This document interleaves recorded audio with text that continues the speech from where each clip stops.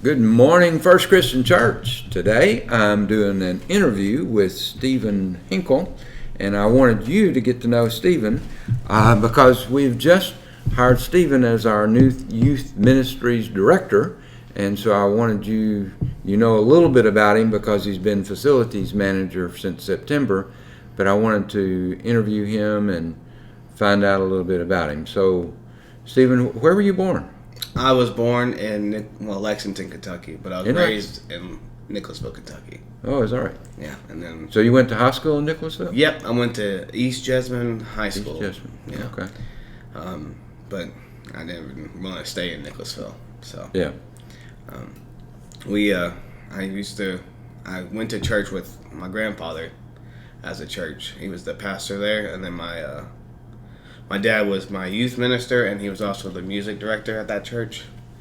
Eventually, though, my grandfather left that church to go retire, so we decided to go to a church in Nicholasville.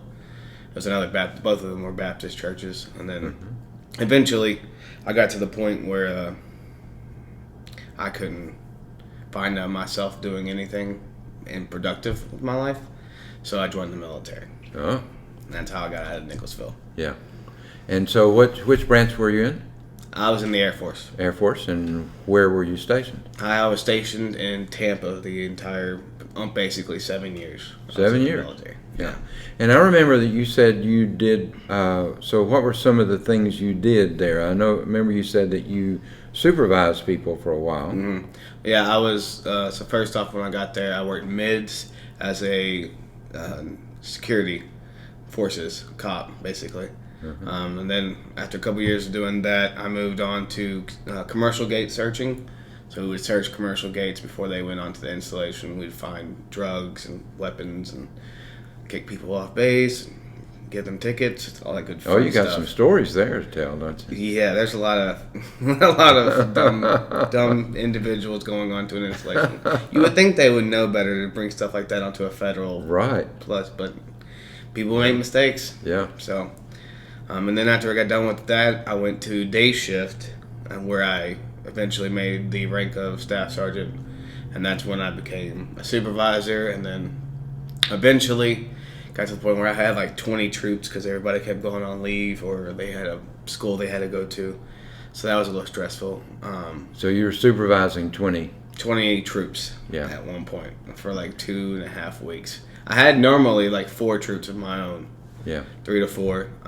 But a couple people went on leave, a couple people went to school, and so they were like, "Hey, can you watch my troops?" Yeah. So it was. Luckily, none of them got in trouble during that, because that's when you have to go talk to so your military experience has been good experience for you, though, right? Yeah, for the most part, it's good. Yeah. And you learned a lot. Yeah. Oh, yeah. And the great thing I like about Air Force particularly is they do a lot of training. Oh yeah. No, I did a lot of training, even though I didn't get to do deployments or anything, even just stateside. I did so many CPR trainings that I almost got certified to teach it, and I was like, no, I'm not in charge of someone else's ability to save someone's life. Yeah. I can do my own. I'm not teaching. The other thing I like about the Air Force is they're real big on rewarding people. You know, they have their awards banquets every year and say, hey, Stephen did a great job at this, and we're going to give you a little ribbon and things like that. That was a big part of the military is encouraging people. Leadership development is a big part of it. Yeah, I got up for a couple of those, but I never got them because there's always that one person that's. I was actually friends with one of my friends who, like, he's my best friend, but he outdid me on everything. Like, it was just ridiculous. But I was like, dude, you have 6 kids. How are you doing this much stuff? So he always beats you out for the awards. Yeah. So after the military, what happened? 2018, I was in the station doing just checking on the radar and radio and stuff like that, and my left leg goes numb, and then about an hour later my friend goes, "Hey, how's your leg feeling?" And I was like, "Mom, it's still numb. Now my right arm's numb." And so then I got rushed to the hospital. 8 months later, finally got diagnosed with multiple sclerosis. And then as I was out doing processes for like trying to test how bad it was or whatever, I found out I had another disease called POTS, which is just basically my body, when I stand up, all the blood rushes to my legs. So I get dizzy for a little bit. It's not bad or anything. And then as I was out processing that, found out I had another disease called chronic kidney disease that I had been diagnosed with in 2015 with. Oh, wow. All of these are all like the mild forms of these diseases, Right. so I'm not too upset that I got it. But then I got retired in February of 2019 from the military. And then we had to move back to our home of record, which was Nicholasville. Right. And so then how'd you wind up in Danville? My wife wanted to go to a place where the school network was really good. Both Danville City and Danville County, Boyle County, are better than the Nicholasville schools that we were looking at. So she was like, can we move out there? And I was like, look, you lived in Tampa for 7 years with me. You can move wherever we want to move. Yeah, you'd go with her. Yeah. So I was like, it's your turn to pick stuff out. I don't really care. And so y'all moved here, and you live relatively close, 7 minutes away, you said. Mm-hmm. And so so y'all started attending Southland? We went to a couple of churches at first, but yeah, we were going with Southland because my dad went to Southland. I see. And you started volunteering with the youth there. What were you doing with them? Oh, I was the small groups leader. I wanted to work with youth there because I wasn't doing anything in a church, and I felt like I needed to do something in a church. Wednesday nights were one of the few nights of the week where my kids didn't have something going on, so I worked with Jeremy over at Southland to become a small groups leader there, and I was in charge of the, at that time, 9th and 10th graders. Now they're 10th and 11th graders. And so you've been doing that for a year? Year and 6 months almost. With the same group of kids every Wednesday night? Yeah. Oh, that's good. And so you have that experience with working with those youth. And so then how did you wind up being here as facilities manager? You remember, what day did you start? It's the same exact day you started. Same day. We started work the same day here, September 7th. Yeah. I didn't know what day it was. I knew it was early September. But yeah, we started the exact same day, so we were both walking around going, this place is... That's right. Well, you had been here before, but I was walking around going, man, this place is bigger than I thought it was. And so how did you get hired here? I worked at the post office until... from about April of 2019 until September of when I started here. I started looking for jobs at churches, just little light ones. Just like, you know how you scroll for like cars when you're just bored. I was doing that with jobs because I did not want to work for the post office anymore. But also I was just scrolling through that, and I saw the facilities manager job open. Checked the salary out to make sure. I talked to my wife about it. We discussed it between ourselves, whether or not we could afford, because I have a retirement, so I was like, pay wasn't that big of a deal for me. It was more or less like, do I like what I do? Right. So I figured I could apply for this job and did the application. Got interviewed twice, and then when I got hired here, and I was so happy to be working here. Like it's just so much better working here with. I've never had a job where the people I've had jobs where the people care, but like not to this extent. You know what I mean? Like, I was wondering. Yeah. Yeah. What else do you like about working here? Oh, the people I work with, great people. They understand things. Like I've had my kids be sick, and I've looked at Don and went, "Hey, my kid's sick, so he's gonna go hang out in the back corner of the office. Right. Don't come in my office because it's there. If you need me, call me." And like they were just like, "Okay, that's cool." Yeah, they work with you on those kind of things. Yeah. And so then, tell me about you were going to college. And what is exactly you're studying in college? I'm going to college for pastoral ministries. Pastoral ministries. Yeah. And so this semester you were required to take Pastoral Intern class, and we approved you to be Pastoral Intern. What are some of the things you did this semester as a part of the Pastoral Intern? Oh, I've done a lot. Let's see. I have attended outreach meetings. I have gone to board meetings. I've set up stuff for people when the funerals happen, or like when people need stuff set up for elders meetings or whatever. I try to set that up so that way they don't have to.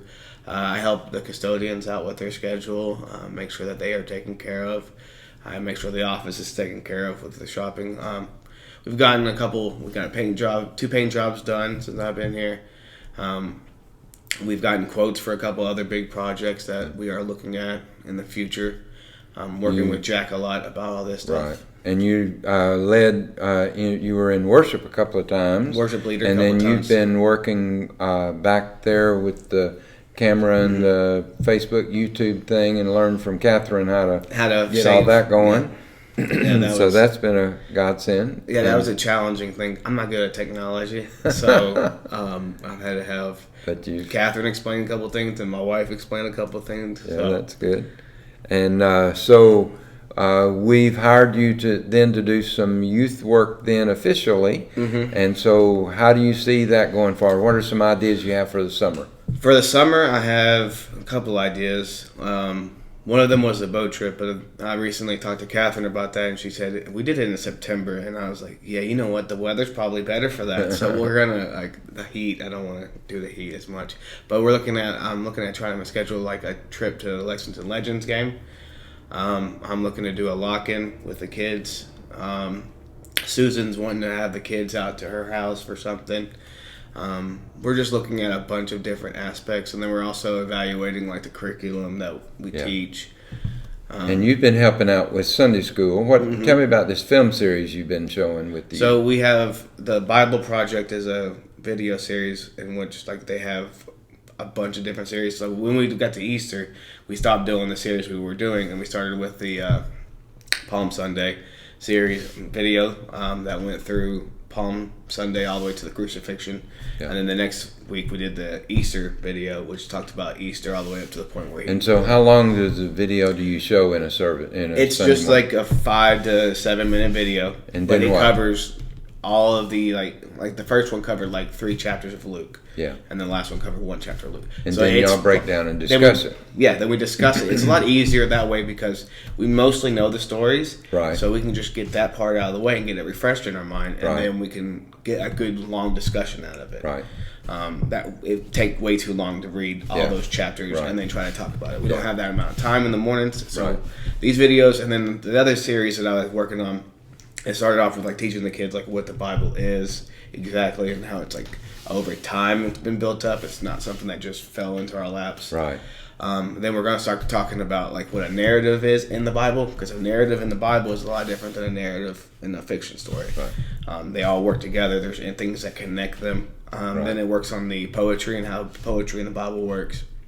And then there's prose discourse, which is another thing. Right. You've been studying. You've been learning all that in your college classes and things like that. And before that, yeah. And so, how are you feeling about working with the youth? I am super excited.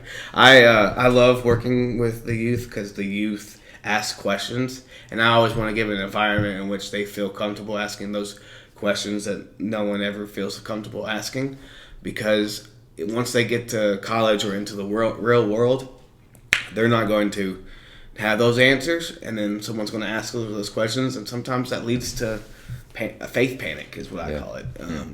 I had a faith panic moments in my early years in which I had been taught better on how to respond to those, but I want to make sure kids are able to ask those questions. They have a free environment to ask any single question they want to ask. And the main thing, you like the kids and relate well to them. That's a big thing, because I think relationships are a big part of what church is all about. But I just wanted the congregation to get to know you a little bit. Yeah. And I want to tell you that I'm really excited about your work and planning the activities with the youth, and think this is real promising for us. Yeah, we already have a little bit of a program set in the mornings where we do 3 video weeks. And then we'll do 1 fun day, and then 3 or 4. Depends on the series. If the series is 4 videos long, we're just going to do 4 videos real quick, and then do a fun Sunday. Yeah, with young people, you have to. Well, I believe in fun too. I tease everybody all the time. So, all right. Well, this is our little chats with Mickey, and a chance for you to get to know Stephen, and you pray for him, and hope the church will support him in his work with the youth going forward. He officially starts as youth director May the 1st. Yes. And so we're looking forward to this work. And thank you again for watching these chats with Mickey.